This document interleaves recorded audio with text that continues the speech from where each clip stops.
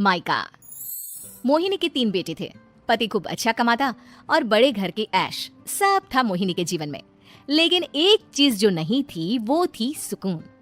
मेरी बहन और मेरा भाई दोनों गरीब, लेकिन मैं मेरे पास तो नोट की बरसात है। तभी मोहिनी की बहन वीना उसके दरवाजे आ जाती है। अरे मोहिनी कैसी है? मेरे घर में ना सिलेंडर खत्म हो गया है। तेरे पास तो इतने पैसे हैं, भरवा देना मेरा सिलेंडर। पैसे जैसे ही आ जाएंगे मैं दे दूंगी। तभी मोहिनी का पति राकेश आ जाता है। क्या है वीना, ये अपने घर की परेशानी हम लोगों के घर ना गाया करो। तुम्हारी बहन को तुम लोगों पर तरस आ जाता है और वो पैसे देने लग जाती है। मुझे ये बिल्कुल पसंद नहीं है। ओ जीजा जी, नहीं, मैं तो वो बस अच्छा मैं चलती हूँ। वीना वहाँ से चली जाती है। उसके जाने के बाद अच्छा किया जो आपने सुना दिया। अरे न जाने क्या सोचकर मेरे घर आ जाती है कि जैसे यहाँ तो भंडारा भरा है। अरे कितना तो दे दिया। अच्छा जी जरा 1000 तो देना। वो बिन्नी दीदी है ना, उनके घर जा रही हूँ। उनका पोता हुआ है तो मुंह दिखाई दे दूंगी। हाँ, उन लोगों के आगे तो शो ऑफ किया करो। वो खुद को बड़ा अमीर शो करते हैं ना, दिखा दे कि तू भी किसी से कम नहीं है। हाँ जी, इसी के लिए तो जा रही हूँ। मोहिनी तैयार होकर अपनी बुआ की बेटी के घर जाती है, जहाँ उसके पोते का कार्यक्रम चल रहा होता है। वहाँ वीना भी आई होती है।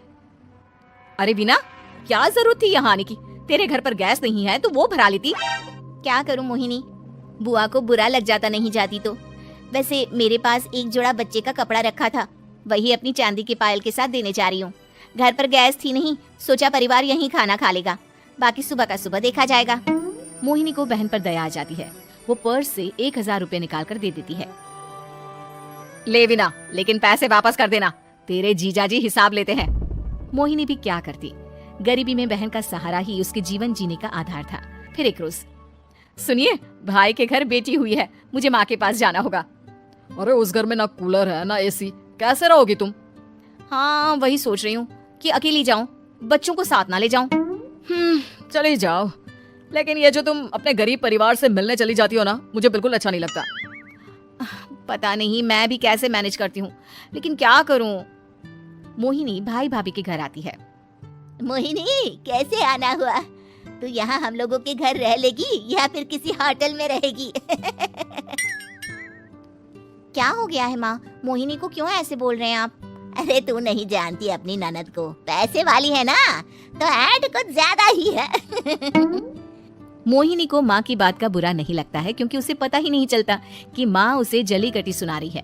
वो भाभी की बच्ची के साथ लेन देन करती है और वहाँ से चली जाती है। उसके जाने के बाद, माँ क्यों आप मोहिनी को इतनी सारी बातें सुनाती हो? भाई का बेटा बोल पड़ता है। माँ क्योंकि दादी जानती है कि बुआ के अंदर घमंड है। सही बोल रहा है मोहन, बहू भले तुझे ना दिखता हो, लेकिन मुझे और मोहन को दिखता है कि वो कितनी घमंडी है। मोहिनी मायके आती है, जहाँ गरीबी के कारण चीजें कम होती हैं।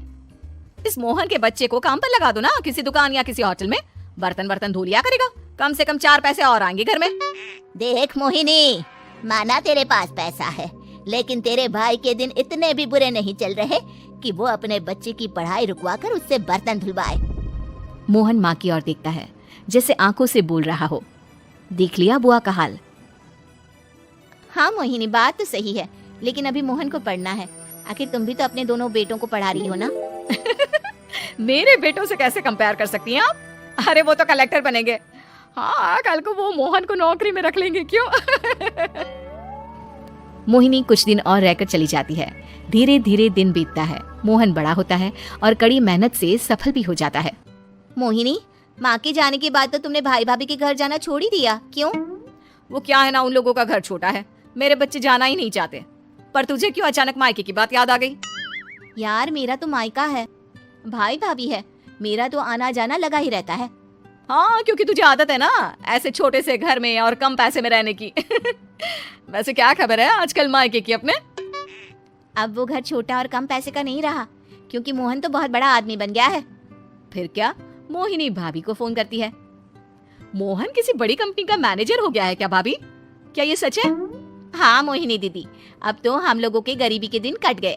आपके भाई ने कोई अच्छे कर्म किए होंगे जो हम लोगों का बेटा इतना अच्छा कमा रहा है। देख लो भाभी, पहले भी आपने कई गलतियां की थी, आप थोड़ा संभल कर चलना। भाभी को मोहिनी की बात समझ में नहीं आती कि वो क्या कहना चाहती है। फिर एक दिन वीना मोहिनी से कहती है, मोहिनी, हमारा भतीजा मोहन अच्छा कमा रहा है, क्यों ना मैं अपने बेटे की नौकरी के लिए उससे बात करूं। अरे बुआ का बेटा है, ये सोचकर मदद तो करेगा ना। हाँ हाँ, क्यों नहीं करेगा, उसके बुरे दिन में तो हम भी खड़े थे। मोहन को वीना फोन करती है और अपने बेटे की मदद करने की बात करती है। हाँ हाँ बुआ, क्यों नहीं, आप सिद्धार्थ को भेज दें, मैं अपनी ही कंपनी में उसकी नौकरी करवा देता हूँ। दिन बीतते हैं, अब वीना के हालात भी अच्छे हो जाते हैं।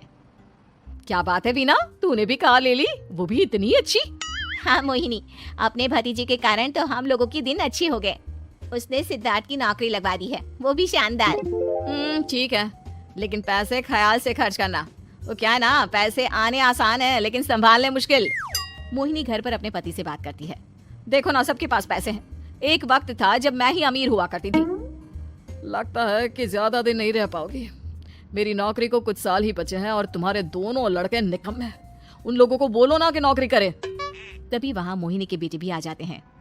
अरे हमें क्या मोहन समझा है जो दिन रात गधे की तरह काम करते रहे। खैर, दिन फिरते हैं और मोहिनी के पति की नौकरी भी खत्म हो जाती है।